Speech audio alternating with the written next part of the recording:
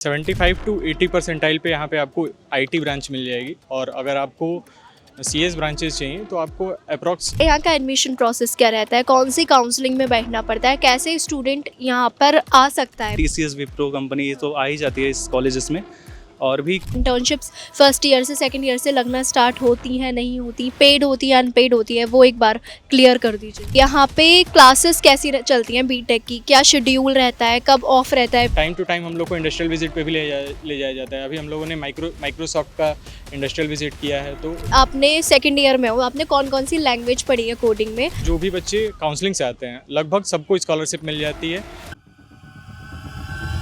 Hello everyone, तो कैसे हैं आप लोग। आई होप आप लोगों की कॉलेज की देखने की जर्नी जारी होगी। और इस बीच में आपने गलगोटिया कॉलेज, यूनिवर्सिटी नहीं, कॉलेज का नाम भर भर के सुना होगा। और आज आ गई हूँ मैं गलगोटिया कॉलेज और आप लोगों की डिमांड पे, और हम जानेंगे गलगोटिया कॉलेज के स्टूडेंट से कि यहाँ का करिकुलम कैसा है, क्या प्लेसमेंट लगती है, अच्छी है, कैसी है। तो चलिए वीडियो को स्टार्ट करते हैं। उससे पहले मैं आपको एक चीज़ इनसे पूछ के बता देती हूँ कि मैंने कोई आपको पैसे तो नहीं दिए ये शूट करने के। नहीं, ऐसा बिल्कुल नहीं है। नहीं दिए ना? जेन्युइन आपने मुझे तो नहीं दिए। नहीं, ऐसा कुछ नहीं। तो ऐसा कुछ नहीं है, तो बिल्कुल रियल है, क्योंकि मैं रियल रिव्यूज़ ही लेती हूँ। तो चलिए बिना किसी बकवास के करते हैं वीडियो को स्टार्ट। तो सबसे पहले आप अपना ओवरव्यू बता दीजिए, आपका नेम, क्लास एंड कहाँ से हो एंड कहाँ से बिलोंग करते हो। So my name is Shivam and मैं अभी second year BTech IT branch में हूँ। और मैं वैसे तो गोरखपुर से हूँ। मेरा नाम अभिषेक राय है और मैं करंटली आईटी सेकेंड ईयर में हूँ और मैं गाजीपुर उत्तर प्रदेश से बिलोंग करता हूँ। मेरा नाम करण विश्वकर्मा है, मैं आईटी ब्रांच का हूँ और गोरखपुर से हूँ। गाइस आई होप आप लोगों को वहाँ तक सुनाई दे रहा होगा, क्योंकि मैं तो बहुत दूर हो गई हूँ तो मुझे सुनाई नहीं दे रहा है। तो आप तीनों सबसे पहले मुझे ये बताइए कि आपने क्यों गलगोटिया कॉलेज को चूज़ करा, और ये भी बताइए कि यहाँ की कट ऑफ क्या जाती है बीटेक को लेके। पहले तो कट ऑफ की बात करते हैं। जैसे कि मैं आईटी ब्रांच से हूँ तो मोस्ट प्रोबेबली 80 परसेंटाइल पे ये कॉलेज में आईटी ब्रांच और सीएससी के लिए अप्रॉक्स 85 टू 90 परसेंटाइल पे ये कॉलेज मतलब अलॉट हो जाता है। पहली बात ये कॉलेज चूज़ क्यों किया, ठीक है। तो सबसे पहली बात यहाँ की फ़ीस बाकी सब कॉलेजेस से, ग्रेटर नोएडा के बाकी सब कॉलेजेस से कम है और प्लेसमेंट वगैरह में ये कॉलेज अच्छा है पूरे ग्रेटर नोएडा में। जैसा कि कट ऑफ के बारे में शिवम ने बता ही दिया है, 75 टू 80 परसेंटाइल पे यहाँ पे आपको आईटी ब्रांच मिल जाएगी। और अगर आपको सीएस ब्रांचेस चाहिए तो आपको अप्रॉक्स 85 टू 90 परसेंटाइल हमेशा चाहिए होती है। और अभी तो शायद काउंसलिंग कुछ चेंज हो गए हैं, तो 7 से 8 राउंड हो रहे हैं, तो हो सकता है उससे भी कम पे 72-3 पे भी यहाँ पे सीएस ब्रांच मिल सकती है। पॉसिबल है लास्ट राउंड तक अगर हम जाएँ तो होम स्टेट कोटा पे। कॉलेज का लोकेशन अच्छी जगह पे है, मेट्रो वगैरह सब चीज़ पास में है, लोकेशन अच्छा, हाँ, स्टेशन और बाकी पढ़ाई वढ़ाई तो सब ठीक ही है। और सबसे बढ़िया चीज़ यहाँ पे ये है कि कैंपस लाइफ यहाँ की सबसे बेटर है। और कॉलेजेस में भी हमारे दोस्त हैं, बट जितनी ग्रीनरी और कैंपस यहाँ पे अच्छा है उतना और किसी कॉलेजेस का भी मैंने नहीं देखा यहाँ पे ग्रेटर नोएडा। अच्छा, आप मुझे एक चीज़ बताइए, यहाँ का एडमिशन प्रोसेस क्या रहता है, कौन सी काउंसलिंग में बैठना पड़ता है, कैसे स्टूडेंट यहाँ पर आ सकता है, बेसिकली बीटेक चाहिए उसे। तो पहली बात तो जिसने भी जेईई मेंस दिया है, ठीक है, और अगर नहीं भी दिया है 12th में परसेंटेज उसके अच्छे हैं, और अगर वो भी नहीं है तो डायरेक्ट एडमिशन तो हो ही जाता है। तो एडमिशन का यही मतलब 3 प्रोसेस मान सकते हैं कि एक डायरेक्ट और एक दूसरा की, सॉरी 2 ही प्रोसेस है, एक डायरेक्ट और दूसरा जेईई मेंस के बेस पे। अब आप मुझे ये बताइए, यहाँ का स्कॉलरशिप में मतलब क्या रहता है, आपका फ़ीस कितनी है और उसकी स्कॉलरशिप कितनी लगती है, आपके अकॉर्डिंग कितनी लगती है यहाँ पर स्कॉलरशिप। यहाँ कॉलेज की फ़ीस तो 1,15,603 रुपये है फर्स्ट ईयर की, और सेकेंड ईयर से 1,09,603 रुपये हो जाती है। और रही बात स्कॉलरशिप की, तो जो भी बच्चे काउंसलिंग से आते हैं लगभग सबको स्कॉलरशिप मिल जाती है। अगर जनरल हैं तो 57,000 और ओबीसी हैं तो अप्रॉक्स 56,000 इतना ही आता है। और SC ST का शायद कुछ ज़्यादा आता है, 1.5 तक आ जाता है। 1.5 तक आ जाता है, मतलब पूरी आ जाती है। और 5% यहाँ पे फी वेवियर वाले भी लड़के रहते हैं।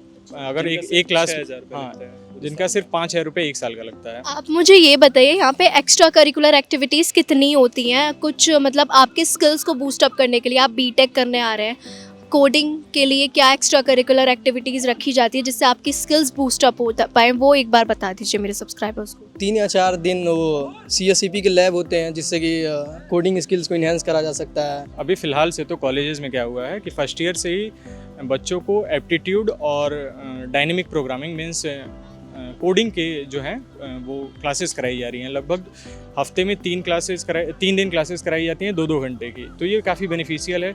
लड़कों को पहले फर्स्ट ईयर से ही प्लेसमेंट्स के लिए प्रिपरेशन के लिए प्रिपेयर किया जा रहा है आजकल। तो ये बहुत ही अच्छा कॉलेज ने इनिशिएटिव लिया है। आप मुझे एक बार इंटर्नशिप्स के बारे में और प्लेसमेंट के बारे में बता दीजिए, हाईएस्ट क्या रहा है, एवरेज हमेशा कितना जाता है? इंटर्नशिप्स फर्स्ट ईयर से सेकंड ईयर से लगना स्टार्ट होती हैं, नहीं होती, पेड होती है, अनपेड होती है, वो एक बार क्लियर कर दीजिए। पहली बात, इंटर्नशिप से रिलेटेड अगर बात किया जाए तो ग्रेटर नोएडा में जितने सारे कॉलेजेस हैं और ये तो देख ही सकते हैं यहाँ पे भीड़ काफ़ी ज़्यादा है। तो इंटर्नशिप मिलने में थोड़ा मुश्किल तो है, बट ऐसा नहीं है कि पॉसिबल नहीं है। इंटर्नशिप बिल्कुल मिल सकता है। उसके लिए जो भी अपना कोडिंग स्किल इन्हेंस कर सकते हैं तो वो सब तो करते ही हैं।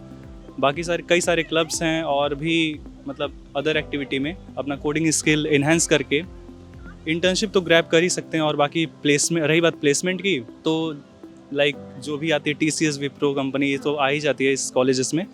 और भी कई सारी कंपनी आती हैं। और रही बात हाईएस्ट पैकेज की, तो आई थिंक इस बार का 54 LPA एक लड़के का लगा था और 2 लोग का शायद 24 और एक का 18 LPA के अप्रॉक्स में लगा था।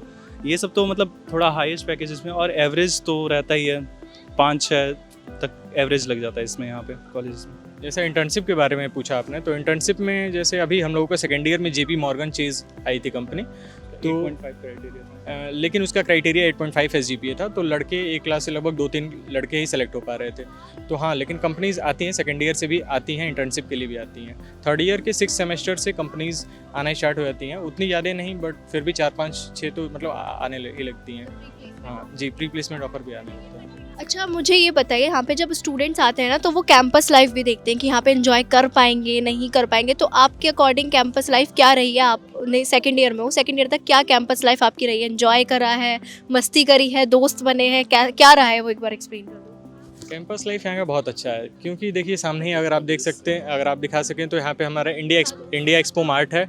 और हमारा ग्राउंड भी काफ़ी अदर कॉलेजेस के कंपैरिजन में बहुत बड़ा है। तो यहाँ पे जैसे क्रिकेट, फुटबॉल, सबके क्लब्स बने हुए हैं। क्रिकेट भी खेला जा सकता है, फुटबॉल, बैडमिंटन, हर चीज़ खेला जा सकता है। तो वो काफ़ी अच्छा रहता है। मतलब हम लोगों ने तो सारे स्पोर्ट्स को एंजॉय किया हुआ है। बास्केटबॉल कोर्ट है। हाँ, तो स्पोर्ट्स के भी इवेंट AK2 का भी स्पोर्ट्स फेस्ट हुआ था, वो अभी हमारे ही कॉलेज ने उसको ऑर्गेनाइज कराया हुआ था, जिसमें कि कबड्डी से लेके हर एक गेम यहीं पे हुआ था। तो हमें काफ़ी कुछ देख के सीखने को भी मिलता है। और हम लोग पार्टिसिपेट भी करते हैं। ऐसा नहीं है कि मतलब सिर्फ देखते ही हैं, पार्टिसिपेट भी करते हैं। हमारे दोस्त वगैरह, हम लोग भी पार्टिसिपेट करते हैं। और बाकी कैंपस लाइफ तो अच्छी है ही यार।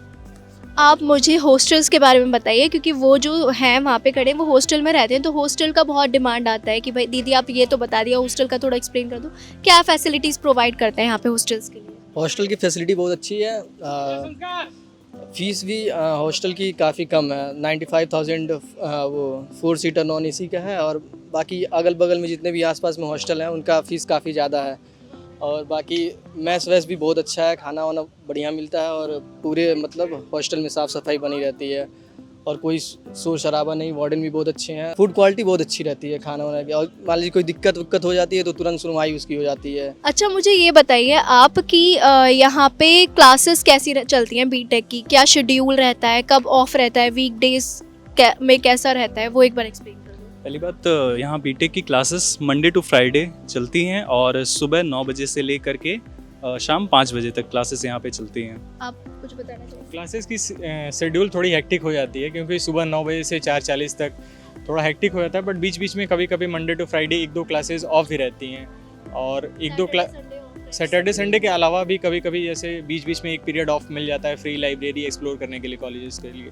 तो ऐसा भी रहता है। यहाँ पे कुछ बीटेक के लिए जब कॉलेज देखते हैं, कोडिंग के लिए बेसिकली बहुत स्टूडेंट्स देखते हैं कि भाई कोडिंग कल्चर अच्छा होना चाहिए। तो कोडिंग के रिलेटेड क्या कल्चर है, कितना सपोर्ट करते हैं, क्या पढ़ाते हैं कोडिंग से रिलेटेड स्टूडेंट्स को, ताकि स्टूडेंट्स कोडिंग लाइफ अपना अच्छा कर पाए, कोडिंग में अच्छा कर पाए? जी, सिलेबस तो देखा है तो बहुत पुराना है, AK2 का ही फॉलो होता है। बट यहाँ पे क्लब्स वगैरह हैं, जैसे कि एक है हमारे पास फ्यूज़न क्लब है, गिग्स फॉर गिग्स क्लब है। यहाँ पे हैकेथॉन्स वगैरह और वर्कशॉप्स कराए जाते हैं। अभी हमारे IT ब्रांच में हम लोगों ने 2 वर्कशॉप्स कंडक्ट कराए हैं हमारे, वो क्या कहते हैं, डिपार्टमेंटल क्लब ने। और टाइम टू टाइम हम लोग को इंडस्ट्रियल विजिट पे भी ले जाया जाता है। अभी हम लोगों ने माइक्रोसॉफ्ट का इंडस्ट्रियल विजिट किया है, तो इंडस्ट्रियल एक्सपोजर भी दिया जाता है। आई थिंक अब तो फर्स्ट ईयर में भी इंडस्ट्रियल विजिट कराया जा रहा है। इस साल फर्स्ट ईयर को भी ले गया था। पहले तो ऐसा होता था कि सिर्फ थर्ड ईयर से ही इंडस्ट्रियल विजिट होती थी, लेकिन कॉलेज ने बहुत ही ज़्यादा सुधार लाया है अपने प्लेसमेंट्स के लिए। अच्छा, आप मुझे ये बताइए कि यहाँ पे आपने सेकंड ईयर में हो, आपने कौन कौन सी लैंग्वेज पढ़ी है कोडिंग में?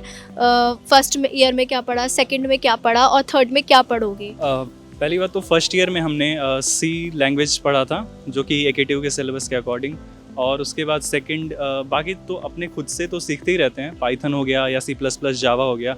और फिर बाकी सेकंड ईयर में तो कॉलेजेस में पाइथन सिखाया गया, और प्रेजेंट टाइम में अभी यही सब लैंग्वेजेस चल रही हैं। मतलब 3-4 लैंग्वेजेस तो पढ़ ही लिए हैं यहाँ पे कॉलेजेस में, सिलेबस के अकॉर्डिंग, और अलग से अपना भी कुछ सिलेबस के अकॉर्डिंग तो जैसा शिवम ने बताया। बाकी एक्स्ट्रा अगर मैं अपना बताऊं तो मैंने डेवलपमेंट स्टार्ट किया है, जिसमें कि मैंने रिएक्ट और जी प्रोजेक्ट्स वगैरह रिएक्ट पढ़ा है अभी तो डेवलपमेंट में, और मैं साथ ही में DSA कर रहा हूँ। और बहुत सारे दोस्त ऐप डेवलपमेंट वगैरह भी, क्योंकि AKTU के मतलब करिकुलम के हिसाब से यहाँ नहीं रह सकते। अगर एक्स्ट्रा करिकुलर एक्टिविटी ना करें तो प्लेसमेंट्स में थोड़ी दिक्कत आ सकती है।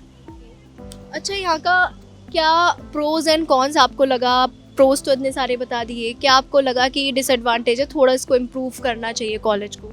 तीनों एक एक बता।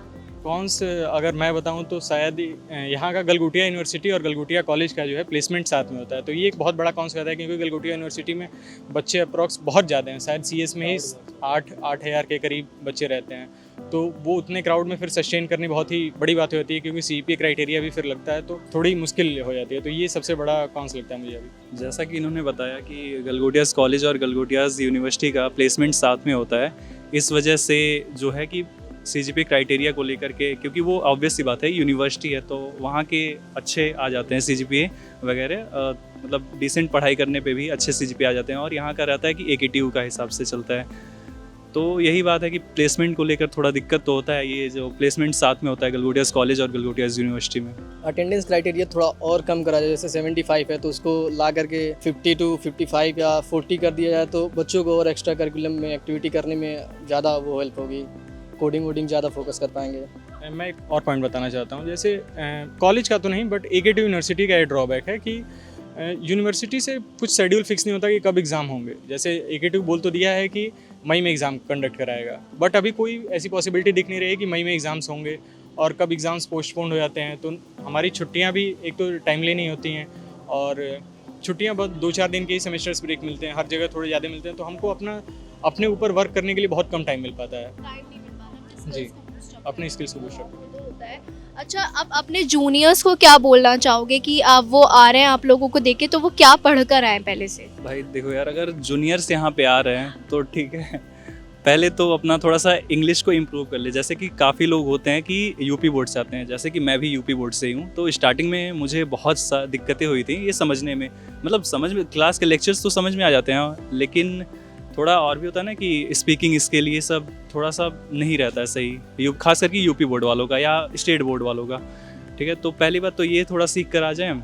और रही बात बेसिक लैंग्वेजेस की, जैसे C और पाइथन में से कोई सीख ले, या C++, जावा, जो भी कंफर्टेबल लगे कि हाँ ये सीख सकते हैं, तो पहले से थोड़ा सा सीख के आए तो बेटर रहेगा। यहाँ पे अंडरस्टैंडिंग और भी अच्छा हो जाएगा। तो अगर जूनियर आ रहे हो तो फर्स्ट ईयर से ही या फिर जो भी समय मिल रहा अपने ऊपर काम करो, इधर उधर ज़्यादा तामझाम में नहीं पड़ने की जरूरत है। अपने ऊपर काम करोगे सबसे अच्छा निकल जाओगे, भले ही वो प्राइवेट रहे चाहे गवर्नमेंट रहे। कोडिंग पे फोकस करना है अच्छे से। तो गाइज यही था गलगोटिया कॉलेज का एक बहुत छोटा सा रिव्यू जो कि बहुत बड़ा हो गया है। बाकी मैं यहाँ रहती हूँ दिल्ली NCR में 3-4 साल से रह रही हूँ। मुझे हर चीज़ का, हर कॉलेज का एक्सपीरियंस है, हर कॉलेज के बारे में मैं जाके शूट करती रहती हूँ। नेक्स्ट आप मुझे मैसेज करके बताओ, डिस्क्रिप्शन में नंबर है, मुझे मैसेज करके बताओ दीदी आप इस कॉलेज में जाओ, इसका रिव्यू लो, मैं नेक्स्ट रिव्यू उसका ले आऊँगी।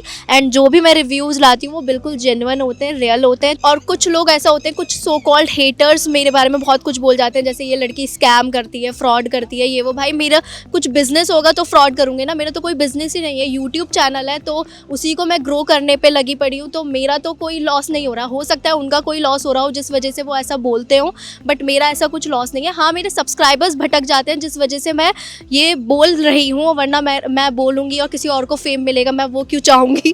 तो मैं नहीं चाहती कि आप लोग भटको। आप उनका लॉस हो रहा होगा, कुछ ना कुछ तो लॉस ही हो रहा होगा जिस वजह से बोल रहे हैं। आप मेरे पास आओ, मेरा बस इतना रहता है कि मैं खुद स्टूडेंट हूँ, मैं चाहती हूँ आप लोगों को रियल गाइडेंस मिले, अच्छी गाइडेंस मिले, उसके अकॉर्डिंग आप कॉलेज चूज़ करो, अपना लाइफ बर्बाद मत करो किसी और की बातों में आके। तो मेरा यही था यूट्यूब चैनल स्टार्ट करने का और वो अच्छा जा रहा है, आप बस सपोर्ट करते रहो। बाकी मुझे बताओ नेक्स्ट वीडियो में किस पे लाऊं, मैं किसी की बातों पे ज़्यादा माइंड नहीं करती, आप लोग भी मत करना, बस मेरी बातें फॉलो करना। मिलते हैं नेक्स्ट वीडियो में, भी के लिए बाय बाय।